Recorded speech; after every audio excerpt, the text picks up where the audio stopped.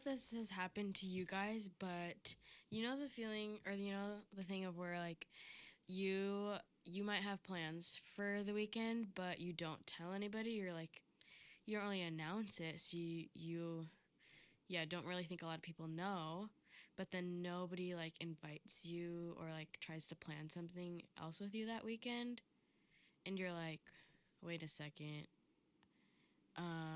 In your mind, my weekend was free, so why aren't you trying to plan something with me?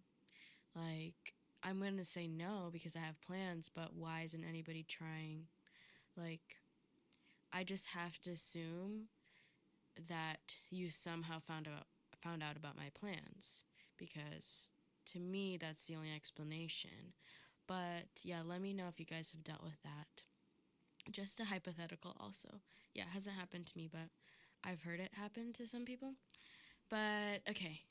Anyways, today we're going to take a little bit of a break from the normal series just because I haven't had time to plan ahead for the next episode that I wanted to do in the Foundations of Faith series. So, yeah, I thought today I'd just share a little bit of something that I've been learning from the Lord, from the Word, in life recently. So, it's gonna be a lot of verses today, but you know God's word's better than my words, so why not?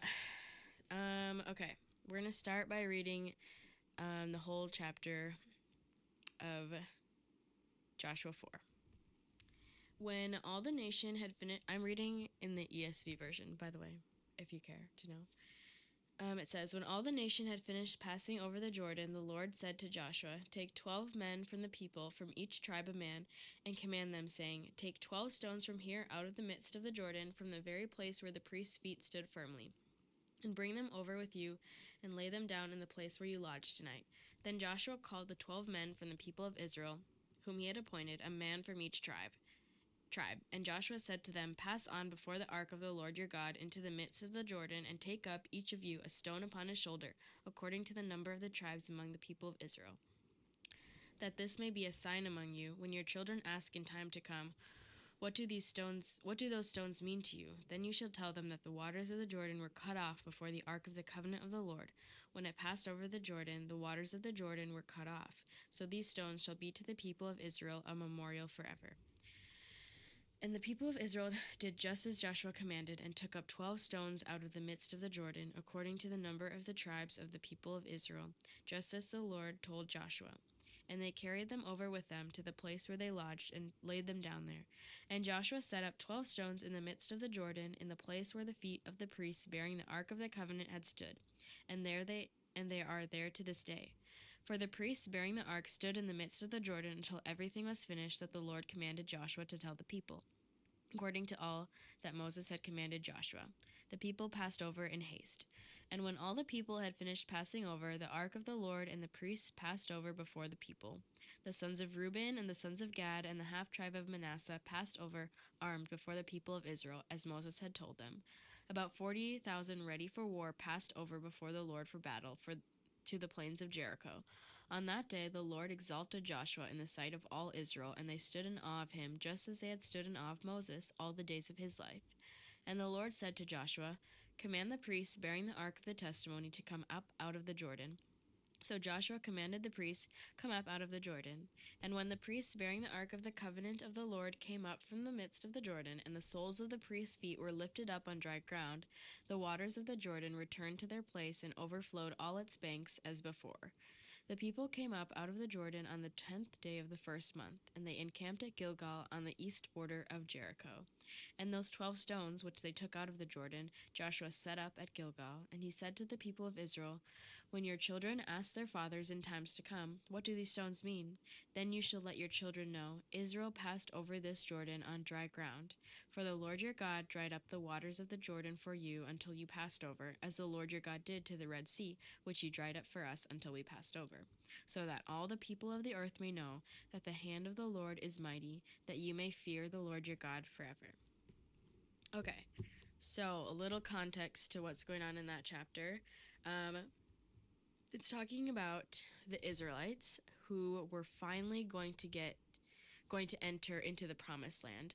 So the Israelites are a group of people who, after a famine happened, one of the family of Jacob, moved to Egypt a long, long time ago, because there was a famine in his home. So he had to go to Egypt, and that's where the Israelites, the Hebrews, kind of started multiplying. And so, eventually, though, the Egyptians and the Pharaoh got scared of how many Hebrews there were, and so they put the Hebrews in slavery to control them. And so, yeah, after years of slavery, God decided to send a deliverer with them because these were his people and he didn't want to see them in slavery. So he chose Moses to kind of be their spokesperson and their leader.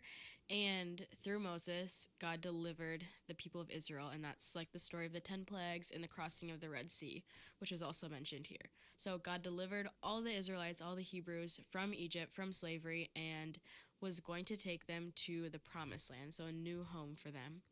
But along the way there, the Israelites just became very disobedient. They started following other gods, building idols for themselves. They started grumbling and complaining against God. And once they got to they were about to enter the land, they actually got really scared and refused to enter, because, yeah, they just weren't trusting in God anymore. And so this part is in Deuteronomy chapter 1. So it's where God actually decides that none of the people, except for two, Joshua and Caleb, none of the original Hebrews who were brought out of Egypt would actually end up seeing the promised land, except for Joshua and Caleb, because of their disobedience and because of their distrust in God.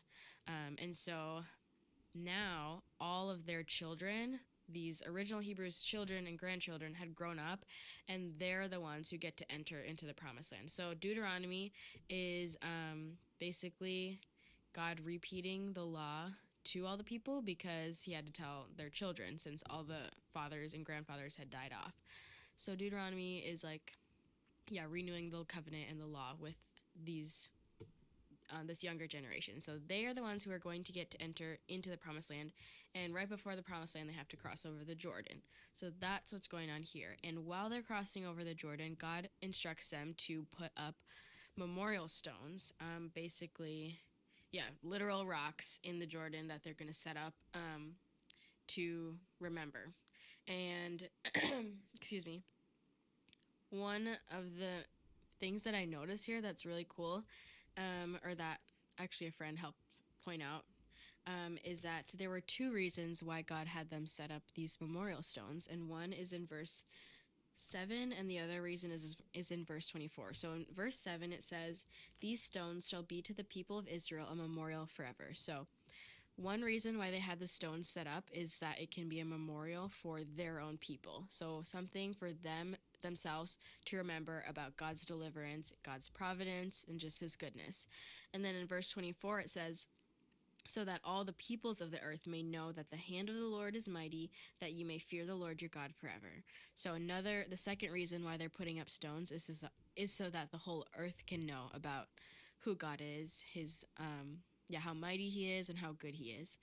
So when we think about things in our own life, about how God has done, it's a really good practice for us also to kind of put up memorial stones. So when we have an answer to prayer, or when God teaches us something, or when we really just experience him in a new way, it's really good to make a practice of writing that down, or just intentionally remembering it. Not only is it going to be good for yourself, but it can be a memorial to other people too. So in 5 years down the road, what do you want to remind yourself about what God did, and what do you want to remind other people of what God did? And write those down or remember them in some way, because that's what encourages us, which is what I'm going to get to next. We're actually going to read more verses. We're going to read Psalm 107 now. Excuse me. Okay, Psalm 107. "Oh, give thanks to the Lord, for he is good, for his steadfast love endures forever. Let the redeemed of the Lord say so, whom he has redeemed from trouble. and gathered in from the lands, from the east and from the west, from the north and from the south. Some wandered in desert wastes, finding no way to a city to dwell in. Hungry and thirsty, their soul fainted within them. Then they cried to the Lord in their trouble, and he delivered them from their distress. He led them by a straight way till they reached a city to dwell in.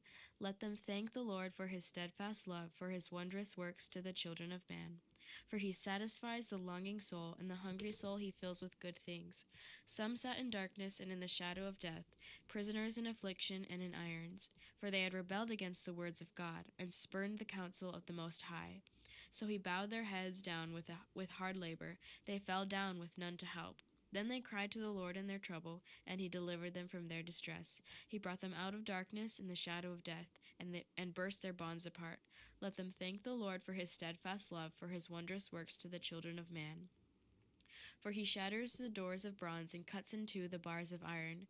Some were fools through their sinful ways, and because of their iniquities suffered affliction. They loathed any kind of food, and they drew near to the gates of death. Then they cried to the Lord in their trouble, and he delivered them from their distress. He sent out his word and healed them, and delivered them from their destruction. Let them thank the Lord for his steadfast love, for his wondrous works to the children of man. And let them offer sacrifices of thanksgiving, and tell of his deeds in songs of joy. Some went down to the sea in ships, doing business on the great waters. They saw the deeds of the Lord, his wondrous works in the deep. For he commanded and raised the stormy wind, which lifted up the waves of the sea. They mounted up to heaven, they went down to the depths. Their courage melted away in their evil plight. They reeled and staggered like drunken men, and were at their wits' end. Then they cried to the Lord in their trouble, and he delivered them from their distress. He made the storm be still, and the waves of the sea were hushed. Then they were glad that the waters were quiet, and he brought them to their desired haven. Let them thank the Lord for his steadfast love, for his wondrous works to the children of man. Let them extol him in the congregation of the people, and praise him in the assembly of the elders. He turns rivers into a desert, springs of water into thirsty ground, a fruitful land into a salty waste, because of the evil of its inhabitants. He turns a desert into pools of water, a parched land into springs of water, and there he lets the hungry dwell, and they establish a city to live in. They sow fields and plant vineyards, and get a fruitful yield. By his blessing they multiply greatly, and he does not let their livestock diminish. When they are diminished and brought low, though through oppression, evil, and sorrow, he pours contempt on princes and makes them wander in trackless wastes. But he raises up the needy out of affliction and makes their families like flocks. The upright see it and are glad, and all wickedness shuts its mouth. Whoever is wise, let him attend to these things. Let them consider the steadfast love of the Lord. Okay, a lot of verses in there and a lot of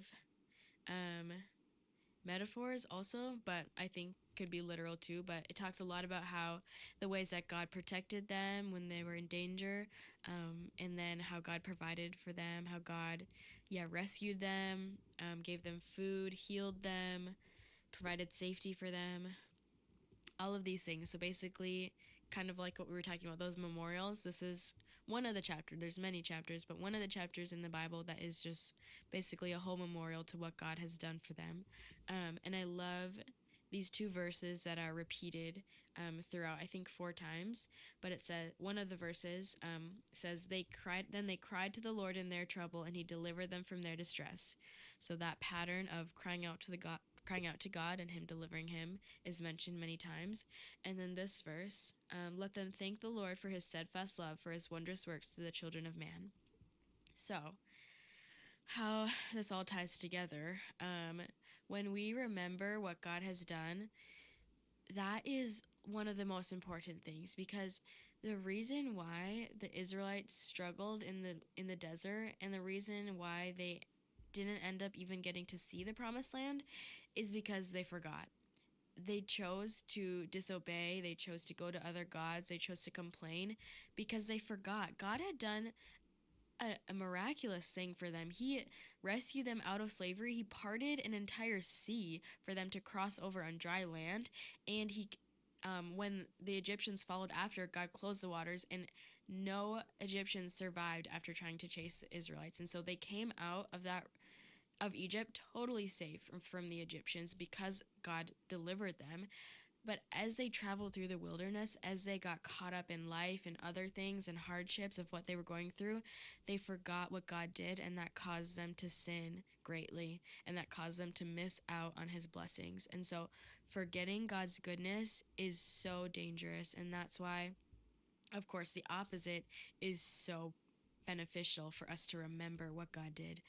So the first thing is just to simply sit down, take some time to reflect and remember, and write down your memorial stones to God. And then, like that verse that I had just read, thank God for what he's done for you. Thank God for his steadfast love. Spend some time really, yeah, really being grateful for what he's done for you. And then that turns into trusting him for more. Um, Whoever is wise, let him attend to these things.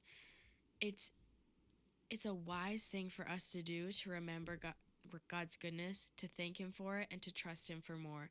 This is what like a smart person does. They remember God's goodness, and they don't just stop there. They recognize that God is the same yesterday, today, and forever. And so the same God who did those good things for them, who brought them out, who answered their prayers, we can thank him for that, and we can trust him to be the same God and to continue to work and continue to answer our prayers and continue to deliver, to provide, to satisfy our every need. And so that pattern has become such an encouragement in my life, and yeah, hopefully can be an encouragement to you if you're feeling discouraged, if you're feeling like you don't feel God in your life or you don't feel him working. Just take a second to remember what he already has done in your life. And yeah, I promise you that that same God who answered all those crazy prayers or all those small prayers will continue to do the same things when we trust in him. And so, yeah, whoever is wise will attend to these things. Let them consider the steadfast love of the Lord. So, take some time, consider God's steadfast love, his mercy, his grace, and let that encourage you and, yeah, just push you into trusting him more and more in the future. So, thank you guys for listening. I hope you have a great Tuesday or whenever you're listening to this, and I'll talk to you guys next week. Bye.